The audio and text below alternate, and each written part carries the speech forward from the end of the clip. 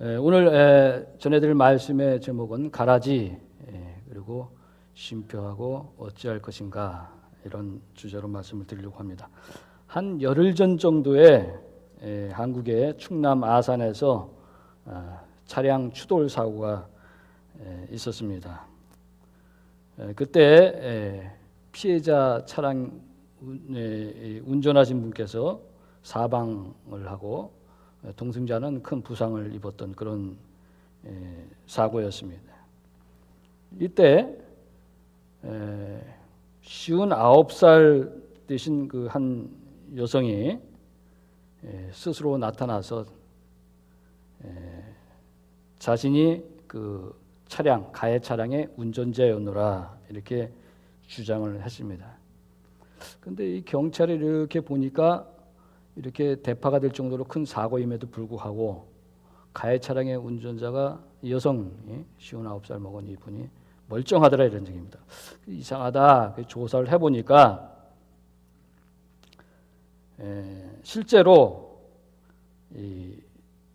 실제로는 이 여성이 가해 남성 운전자의 어머니였다 이런 얘기입니다. 그러니까 이제 아들의 죄를 대신해서 아들이 이제 미래가 어리니까 창창한데 아들의 죄를 대신해서 자기가 죄를 대신 지려고 하는 이런 마음이 그렇게 불법적인 행동을 하게 한 것이죠. 이것이 우리 모든 부모들의 마음이 아니겠느냐 이런 생각이 듭니다. 누가 부모가 하고 자식하고 싸울 때에 누가 이길 것이냐 이렇게 묻는다고 하면은 그래서 부모가 이길 건가 또 자식이 이길 건가 이런 누가 이 질문을 한다고 하면 이건 굉장히 어리석은 질문이죠. 일반적으로 자식을 이기는 부모는 없다고 이렇게 생각이 됩니다. 저도 그렇습니다. 가끔 이제 자식을 이제 혼낼 때가 있죠. 근데 혼내고 나면은 제 마음이 더 깊은 상처가 받아요. 괜히 이거 혼냈다, 괜히 냅둘 걸. 그런데 일반적인데 그런데 자식이 이기는 부모가 있습니다. 자식을 이기는 부모가 있더라고요. 우리가 아바, 아버지라 부르고 있는 이 하나님이 아니신가 이렇게 생각됩니다. 하나님께서는 세상에서 무슨 일이 일어나는지 저 위에서 다 보고 계시면서도 불구하고 자식들인 사람들의 뜻과는 달리 참으로 안타까운 이런 일들이 벌어지는 것을 우리가 목격하는 겁니다. 그럼에도 불구하고 우리는 모든 게 우리 인간에게 참 억울하고 답답하고 참 어처구니 일이 벌어짐에도 불구하고 모든 게 다 하나님의 뜻이 아니냐 이렇게 믿고 고백을 하니 신앙 안에서 부모야말로 참 자식을 이기는 하나님이 자식을 이기는 그런 형편이 아닌가 이렇게 생각이 됩니다. 왜 이런 말씀을 드리냐 하면은 여러분 아시다시피 벌써 1년이 됐습니다. 지난해 4월 16일 이 발생한 세월의 대참사가 1년이 되었다 이 말씀입니다.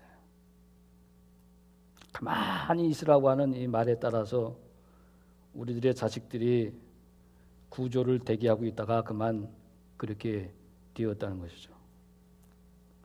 저는 그 대참사를 보면서 이런 생각이 들었습니다. 세상에는 가해자가 많을까? 피해자가 많을까? 저는 가해자가 이 집단인 이 왕따나 또 은따란 말 처음 들어보시는 게 은근히 따돌리는 걸 은따라고 그러죠. 이런 사람들을 제외하고 세상은 피해자가 가해자 숫자보다 훨씬 더 많을 것이라고 하는 막연한 이런 생각을 하고 살았습니다. 그러나 세월호 사건을 보면서 제 생각이 많이 바뀌었어요. 자신이 직접적으로 피해를 주지 않았지만은 어른들로서 나도 같은 부모인데 같은 부모로서 책임감 때문에 가해자로 생각한다고 하는 겁니다. 그래서 세상에는 피해자보다 가해자들이 더 많을지도 모른다고 하는 생각으로 바뀌었습니다. 아직도 한국에는 전 국민이 이 집단적인 이 가해의식을 가지고 미안해하고 있습니다.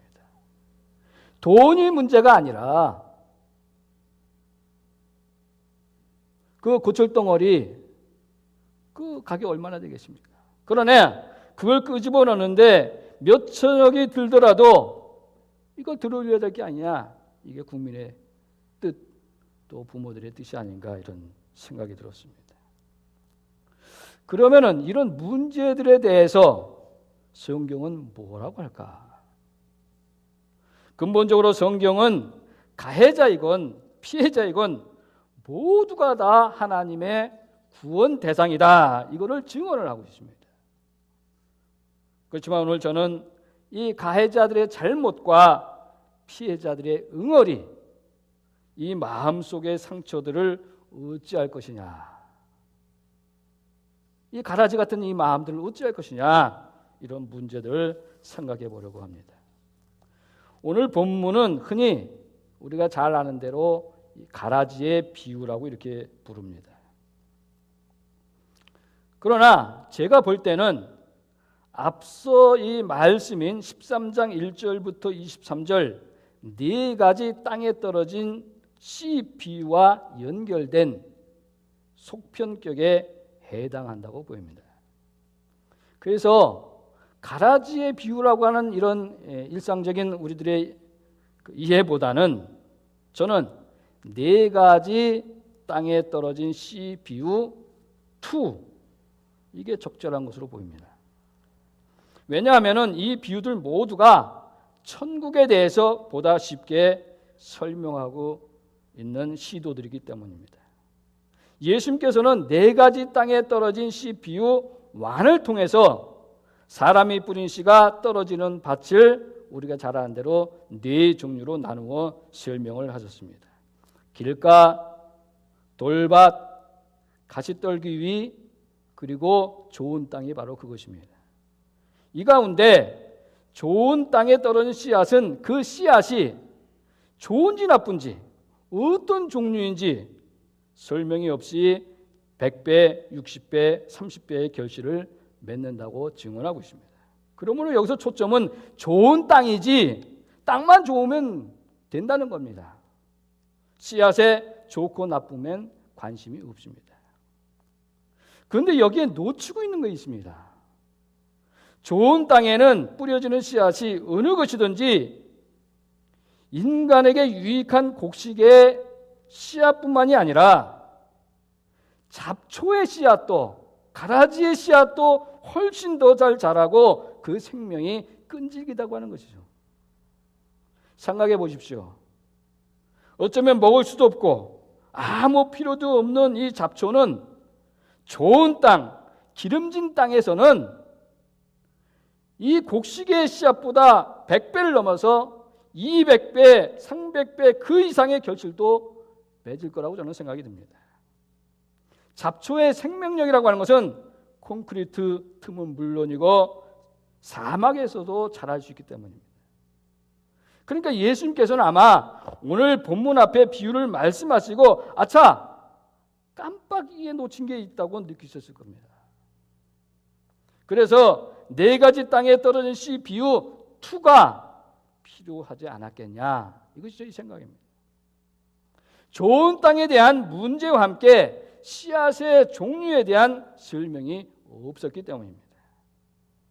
따라서 예수님께서는 좋은 땅에 씨앗들을 뿌려놓고 보니까 좋은 씨앗들보다도 훨씬 더 크게 잘 자랄 수 있는 이 나쁜 가라지의 문제는 어떻게 할 것이냐, 거기에 대한 어떤 설명이 필요했을 거라고 합니다.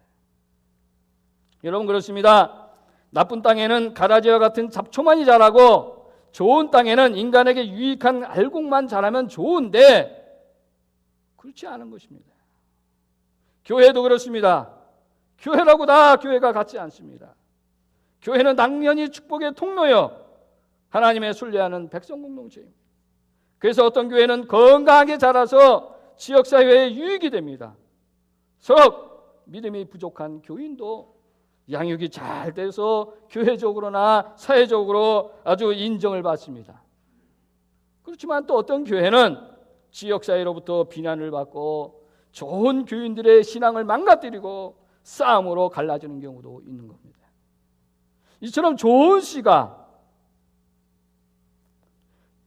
길가와 돌밭 그리고 가시떨기 나무 위에도 떨어지는가 하면은 나쁜 씨가 좋은 땅에 떨어져서 양분을 다 빨아먹고 알곡이 되어야 할 곡식을 쭉정이로 만들어버리고 만다 이겁니다.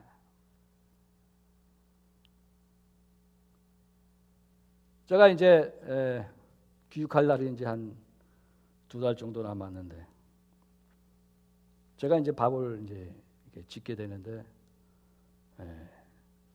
쌀밥만 해먹기 그러니까 잡곡을 샀어요.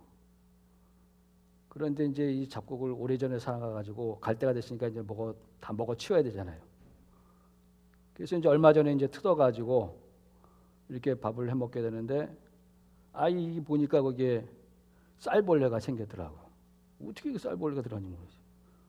근데 쌀벌레가 뭡니까 구데기처럼 조그만 거 흰 그것도 있지만은 이렇게 좀 딱딱한 그 까만 이것도 있어요. 근데 그게 이제 좀 위에 이제 막 쌀 씻을 때나 이제 이렇게 보면은 기어다니고 막 이러더라고요. 이게 어떻게 몇 번 이렇게 이제 이 쌀을 씻으면서 이렇게 하는데 이게 자꾸 나오니까 번거롭고 귀찮아요. 그래서 제가 인터넷을 이제 서칭을 이렇게 했어요. 쌀벌레 죽이는 법 해가지고 하니까 다 현찮아요. 신통찮은 이 정보를 다 거기 있더라고. 근데 제 눈을 아주 솔깃하게 만드는 그 사람이 이제 그것만 연구했던 사람이래요. 그러니까 좀 신빙성이 가잖아요. 근데 그분의 거기 써놓은 거 보니까 이 알코올 도수가 한 45도인가 40도 이상 되는 이거를 이제 그 쌀에다 밀봉을 해서 이렇게 두면은 솜에 적셔가지고 그러면 싹 죽는다. 임상 실험 결과다. 이렇게 써놨어요. 그래, 요거 한번 해보자. 그래가지고 이제 알코올은 구하기가 좀 하니까 이제 이 근처 가게에서 쉽게 구할 수 있는 게 술안이에요. 한 독한 거, 조그만 거 하나 사다가 그래갖고 쌀통에 이제 넣고서 밀봉을 했어요. 그랬더니 이게 진짜 하룻밤 자고 났더니 안 보이더라고요. 싹 들어갔어요. 신기하다. 그리고 이제 이렇게 해서 이렇게 보는데 또 얼마 지나니까 또 나오는 거야, 이게. 근데 이게 더 많이 나오는 거야. 그래서 제가 이거 실수했다. 이것들이 술 마셔가지고 취해가지고 저 밑에 어두운 데가 들어가가지고 무슨 짓을 한 게 모르는 거야, 이게. 더 많이 불어난 거야, 이게. 그래갖고 이거 참 먹을 수도 없고 이게 계속 이제 제가 두고 있는데 그런 것이죠. 이 좋은 쌀에 그런 쌀벌레들이 기어들듯이 말입니다.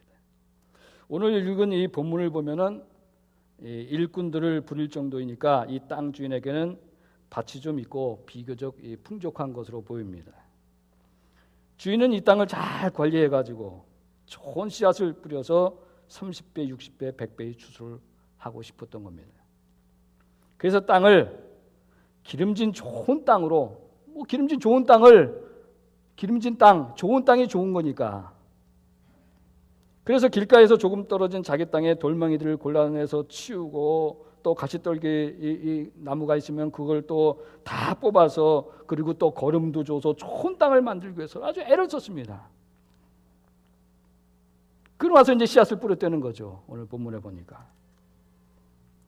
이때 또 가장 좋다고 하는 이 밀종자를 구해서 자기 밭에 뿌렸습니다. 그리고는 풍성하게 추수할 기쁨에 이 가슴이 뿌듯한 이 농부가 그런데 어느 날 밤에 저기 오늘 성경 보니까 원수가 가라지 씨를 덧뿌리고 좋은 씨를 뿌렸는데 거기다가 또 가라지 씨를 덧뿌리고 도망을 갔다, 이런 내용입니다. 여러분, 우리 가운데 밉다고 자동차에 스크래치 내고 도망친 사람이 있는지 모르겠습니다. 그래도 이런 건 약과고 애교에 속하죠. 예전에 뉴스에 보면은 남편이 밉다, 또 경쟁회사가 밉다고 음료수병에 독극물을 주입해서 몰래 갖다 놓았는데 그걸 모르고 마신 사람들이 죽는 사건도 있고 그랬습니다. 그런가 하면은 여러분, 요즘 CBS에서 아주 연재했던 아주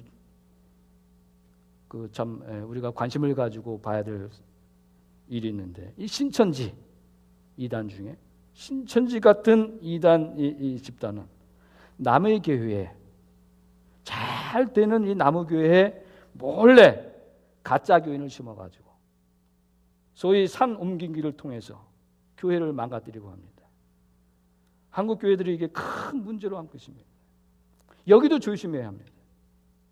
오늘 본문에서 원수가 가라지를 덧뿌리고 도망친 사건은 이런 것들과 다 마찬가지 아니겠습니까? 땅의 주인이 그 좋은 밭에 좋은 씨앗을 뿌려서 풍성한 추수를 기대하는데 원수가 와서 가라지 씨를 덧뿌리고 도망을 쳤다, 이런 얘기입니다. 기가 찰 일입니다. 이 가라지라고 하는 것이 밀과 비슷해서 추수할 때까지는 그것을 구분하기가 쉽지 않다고 합니다. 그런데 이제 추수할 때가 됐습니다. 그자 비로소 일꾼들이 가라지를 알아차리고 당황하며 주인에게 알립니다. 우리가 분명히 좋은 씨앗을 그에다가 뿌렸는데 이 나쁜 가라지들이 도대체 어디서 왔는지를 모르겠다고 하는 겁니다. 이쯤 되면 우리 같으면은 아니 어떤 놈이 그런 짓을 했느냐고 하면서 바로 그 놈을 찾기 위해서 언론기관에 제보를 하거나 또 폴리스에 고소를 해서 CCTV를 뒤지고 했을 것입니다.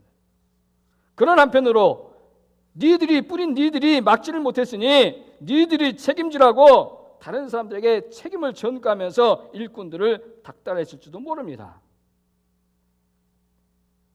그런데 오늘 본문을 보니까 주인은 그 보고를 듣자마자 이런 말을 합니다. 아하, 원수가 그랬구나. 적이 그랬구나. 원수 같은 관계를 맺고 있는 적이 그랬다고 하는 겁니다. 살다 보니 어찌 적들이 없을 수 있겠습니까? 바로 적이 그렇게 했다는 겁니다. 필시 이 사람에게는 심하게 경쟁 관계에 있거나 과거에 누군가와 껄끄러운 관계에 있었던 사람이 있었던 모양입니다. 그래서 이 사람이 무언가 잘못을 해서 큰 피해를 입혔기 때문에 보복을 당한 것일 수도 있습니다. 실제로 당시에 미운 사람이 있으면은 그런 식으로 몰래 남의 밭에다가 가라지 씨를 덧뿌리고 도망갔다고 합니다. 이런 일이 하도 흔해서 당시 로마법에서는 이것을 금지하는 법도 있었다고 할 정도입니다. 그러니까 이 주인은 누군가를 짐작하고 있는 것으로 보입니다. 그러나 또 요즘처럼 묻지마 범죄도 있으니 증거 없이 범인을 쉽게 속단할 수는 없는 것입니다. 어찌되었든 흥미로운 것은 본문에 보면은 밭의 주인은 누가 그랬는지를 추적을 하고 있지 않습니다. 그렇다고 자신의 과오를 자책하지도 않습니다. 또 반드시 복수하겠다고 이런 결의도 나타나 있지 않습니다. 자신의 적이 그런 걸 이제 와서 또 뭘 어쩌겠냐, 이런 운명론적인 입장도 분명하지 않습니다. 재산이 풍족하니 그까짓 것쯤이야 하고 대수롭게 여기는 것으로도 보이지가 않습니다. 분명히 피해를 입었는데도 불구하고 말입니다. 어찌되었든 일꾼들이 이렇게 말합니다. 그러면은 이 잡초들, 이 가라지들 뽑아야 합니까? 이렇게 주인에게 묻습니다. 그러자 본문에 보니까 주인이 대답하기를 가만두라, 이렇게 말을 합니다. 가만두라는 겁니다. 그런데 이 대답은 우리들의 일상적인 기대, 그러니까 피해에 대한 복수의 악순환이라고 하는 이 어두운 우리들의 일그러진 모습을 이렇게 비껴가고 있습니다. 여러분, 이걸 우리 마음 같아서는 당장 뽑아버리라고 해야 우리 마음이 시원할 것 같은데 주인은 그러지 말라고 하고 있습니다. 아니면 그 가라지를 뿌린 사람이 누군지 모르니까 거칠게 somebody 욕이라도 실컷 해주어야 우리 마음이 풀어질 텐데 그것도 아닙니다. 아무래도 제가 학교에 있다 보니까 가라지를 뽑는 일, 그러니까 요즘 교회고 신학교고 뭐든 까는 일에 선수가 되더라고요.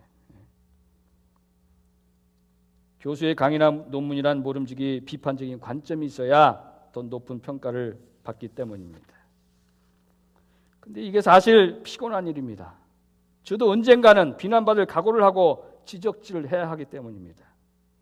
욕먹을 각오를 하고 상대방을 까야 하니까 얼마나 이게 피곤한 일입니까? 이런 형편의 다른 교단 교수님의 이야기를 들으면서 제가 오늘의 본문을 읽고 다시 새롭게 깨닫게 됐습니다. 이분은 농촌의 이 전원 생활이 좋아서 이 양평 근교에다가 집을 사서 농사를 지면서 학교를 출퇴근하고 신학교에서 강의를 하고 있는 그런 분입니다. 이분이 직접 농사 지은 쌀을 저에게 주기도 했습니다. 이분이 농사를 지으면서 깨달은 지혜를 전해주었는데 이분이 이 벼농사를 직접 지으니까 피와 잡초를 제거해야만 했다는 것입니다. 근데 이놈의 잡초는 아무리 뽑아도 끝이 없다는 겁니다. 몸이 힘드니까 마음도 지치더라는 것입니다. 이분도 자신의 연구 과정이 그랬다고 하는 겁니다. 교회 문제에 접근하면 할수록 교회에 이 추한 문제를 들추게 되고 그 들춰진 문제를 교회 개혁이니 혁명이니 이런 이름으로 어떻게 뽑아낼까 괴로워하고 자책감이 들고 마치 헤어나오기 힘든 수렁에 빠져 허우적거리는 자신의 모습을 보았다는 겁니다. 사실 우리는 저게 나의 적이다 싶으면은 그 사람을 제거하기 위해서 자신의 모든 에너지를 쏟는 경향이 있습니다. 그렇지만 그 과정을 통해서 결국 우리 자신도 망가지고 모든 것을 잃게 되는 그런 괴물을 발견하게 되는 것입니다. 마침내 설사 이긴다 해도 과연 무엇을 위해서 이랬나 하며 후회하는 것을 우리는 보게 됩니다.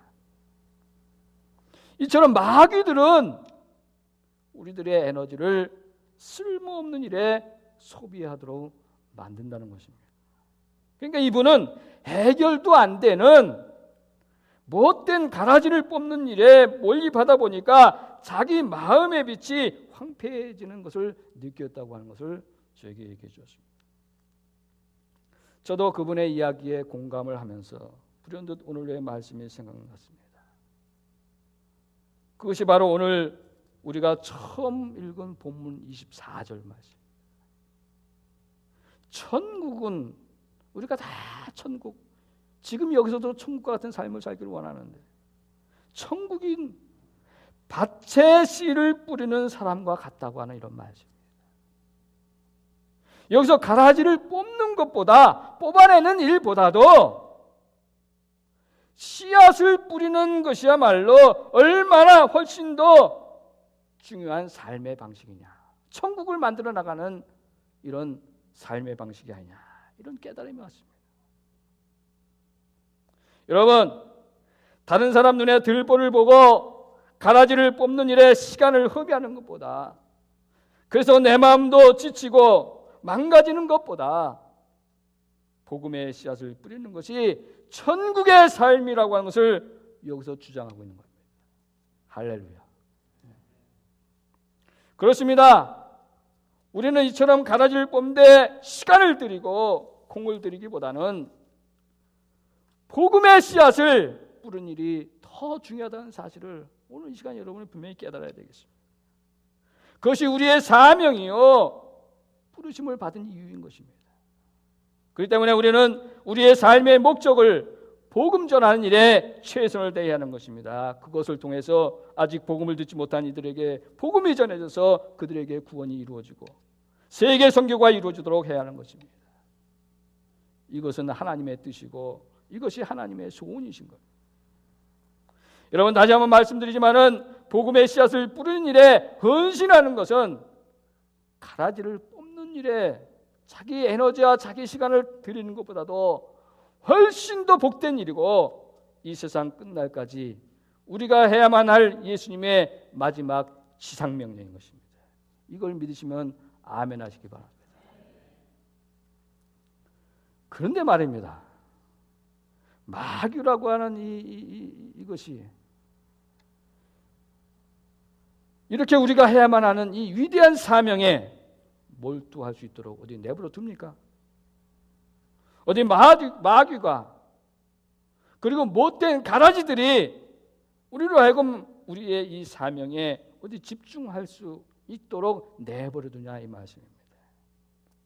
마귀는 우리가 하나님께로만 향하는 것을 제일 싫어합니다. 이 점에서 저는 오늘 본문을 한번 다른 차원에서 생각을 해보았습니다. 과연 좋은 씨앗이 따로 있고 나쁜 가라지가 따로 있는 것이냐 하는 겁니다. 오늘 본문 29절에서도 그것을 이렇게 증언을 하고 있습니다. 가라지를 뽑다가 곡식까지 뽑을까 염려하노라. 그러므로 이것은 곡식과 가라지가 뿌리째 서로 연결되어 있기 때문에 하시는 말씀이 아니겠습니까? 그렇다면 이것은 너희들에게 선악을 분별할 수 있는 분별력이 부족하니 서로 뒤엉켜 있는 인생이라는 게 인간관계라는 게 얼마나 복잡합니까? 한 달이 건너면은 다 연결되어 있어요. 서로 얽혀 있습니다. 가해자가 바로 나의 가족일 수도 있고 가해자가 한 달이 건너면 다 나의 친구고 이렇게 서로 뒤엉켜 있는 가라지를 섣부르게 뽑지 말아라 이 말이 아니겠냐 이런 거죠. 그러면 추수 때나 되어서야 알 수 있어서 구분하기도 힘든 이 가라지는 도대체 어떤 모습일까? 또 설사 발견한다고 해도 도저히 모두 뽑아버리기에는 한계가 있는 이 가라지를 어찌할 것이냐? 그러므로 우리는 이것을 달리 생각할 필요가 있다는 것입니다. 그 가라지는 우리 주변에 외부에도 있지만은 바로 우리 마음속에 있는 것일지도 모른다.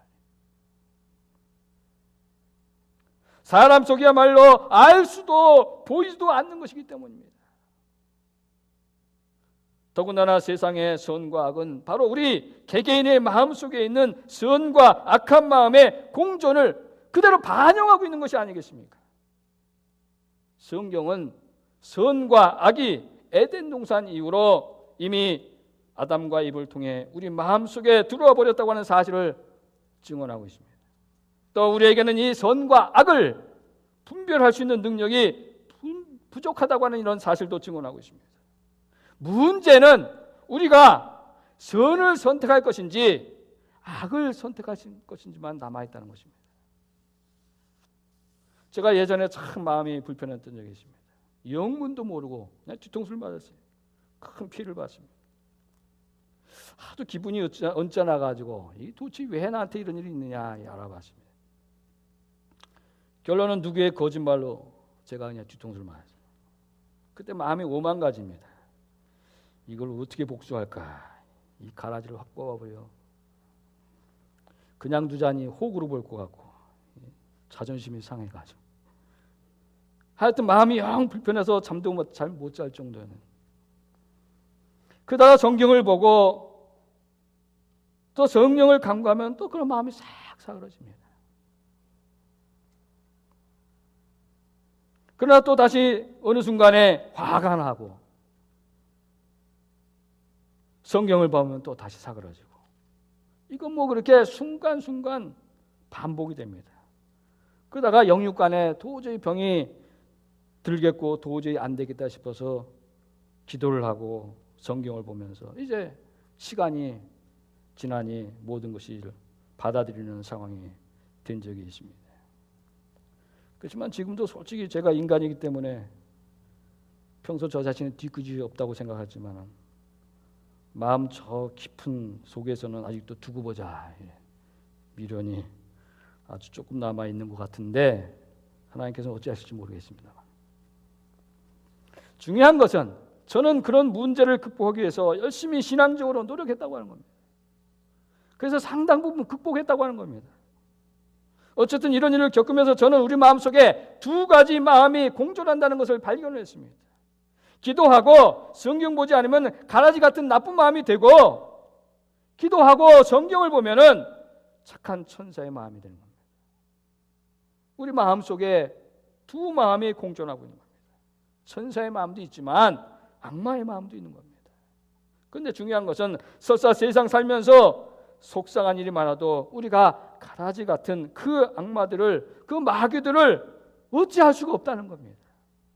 예수님께서 30절 전반부에서 뭐라고 하셨냐면은 둘 다, 우리 보고 뭐 어쩌라는 말이 아니라 둘 다 추수 때까지 함께 자라게 두라, 이렇게 말씀하셨기 때문입니다. 그렇습니다. 집단적이건 개인적이건 건 아무리 속상하고 억울하다고 해도 예수님께서 우리에게 말씀해 주고 계십니다. 그대로 내버려 두라는 것입니다. 내버려 두되 우리가 믿음으로 간구를 하면은 나중에 성령의 불로 그런 집착과 탐욕 같은 또 미움, 이런 가라지들 다 태워주신다고 하는 겁니다. 맞습니다. 우리가 검사가 아니고 또 언론기관이 아니고 또 경찰이 아닌 바에야 남의 잘못을 드치고 신문할 필요가 없다는 것입니다. 그런 일에 우리의 선한 에너지를 쏟아서 우리의 능력과 우리의 힘과 우리의 에너지를 낭비할 필요가 없다, 그런 말씀이라고 보입니다. 이것은 분명히 잘못된 것을 그대로 덮고 가자, 이런 것과는 차원이 다른 신앙의 문제라고 보입니다. 외부의 적 때문에 억울한 일을 당한 경우 그것은 하나님의 영역이라고 성경은 얘기하고 있습니다. 시편 23장 4절과 5절에 이렇게 기록되어 있습니다. 내가 사망의 음침한 골짜기로 다닐지라도 해를 두려워하지 않을 것은 주께서 나와 함께 하심이라. 주의 지팡이와 막대기가 나를 안위하나이다. 주께서 내 원수의, 내 적의 목전에서 내게 상을 차려주시고 기름을 내 머리에 부으셨으니 내 잔이 넘치나이다. 그러니까 하나님께서는 원수의 목전에서, 나에게 피해를 준 그 원수의 목전에서 나를 더욱 높여주시고 풍성한 삶을 이루게 하여 주신다 하는 겁니다. 바로 이것이 하나님께서 우리의 원수에게 하는 하나님의 방식이라고 하는 겁니다. 여러분 가운데 이런 일로 고통받으시는 분 계시면 이 말씀에 위로받기를 바랍니다. 또 특별히 마음속에 가라질 경우에 30절 후반절에서 이렇게 말씀하십니다. 추수 때에 내가 추수꾼에게 말하기를 가라지는 먼저 거두어 불사르게 단으로 묶고 곡식은 모아서 내 곡간에 넣으라 하리라. 이것은 사탄이 뿌려놓은 우리 마음속의 가라지, 그것이 내 마음속에서 떠오를 때마다, 솟구칠 때마다 모아두라고 하는 것으로 받아들이고 있습니다. 속이 썩죠. 그래도 모아두라고 하는 거예요. 그러니까 악한 생각이 솟구칠 때마다 일단 모아놓으라, 일단 모아놓으라고 하는 거예요. 그러면 예수님께서 결국에는 나중에 다 온전하게 태워버리시겠다는 겁니다. 성령의 불로 다 태워버려 주겠다고 하는 의미. 이것을 우리가 또 내 자신이 태울 수가 없다는 겁니다. 이것은 전적으로 예수님만이 하실 수가 있다고 하는 겁니다. 예수님만이 더 근본적으로 우리의 못된 가라지 같은 죄악을 십자가의 피로 깨끗하게 하실 수 있다고 하는 겁니다. 그러니 여러분, 바깥에 있는 적이나 내 마음속에 가라지 같은 악한 마음이나 모두 주님께 맡기시기를 소원합니다. 피해자로서 복수욕으로 불타는 악한 마음, 이런 가라지와 같은 마음들이 나타날 때마다 주여 내 마음속에 모아두도록 해 주시옵소서. 또 하나님께서는 가해자로서 죄의식 때문에 스스로를 자학하는 가라지 마음도 태워주십니다. 하나님께서는 우리 모두를 품어주시고 기회를 허락해 주십니다. 그러면 이것이 어떻게 가능합니까? 끊임없이 성경을 읽어야 합니다. 끊임없이 기도해야 합니다. 주님의 십자가를 생각해야 합니다. 우리 마음속에 성령의 역사와 성령 체험을 강구해야 합니다. 세상 속에서 하나님의 통치를 실현하기 위해서 말씀의 씨앗, 기도의 씨앗, 성령의 씨앗을 뿌리는 천국의 사람들로 피어나되기를 우리가 강구해야만 합니다. 우리가 이렇게 행동을 할 때에 우리 주님께서 성령님을 보내실로 믿습니다. 그리고 우리 마음에 모아놓은 이런 악한 가라지를 태워주시고 우리를 평안으로 이끌어 주시기로 믿습니다. 우리 모두가 이것을 위해서 애쓰시기를 주의 이름으로 축원합니다. 기도하시겠습니다. 거룩하시고 자비로우신 하나님 아버지, 저희 속에 있는 온갖 욕심과 미움과 시기와 불평과 같은 가라지 마음을 성령의 불러 태워 주시옵소서. 열매 맺는 좋은 씨앗을 뿌려서 하나님을 기쁘시게 하고 천국 백성이라고 하는 이 구원의 확신을 갖게 하여 주시옵소서. 한 주간 동안 저 먼 곳에서 말씀으로 사역하는 이상영 목사님의 일정에도 함께해 주시옵소서.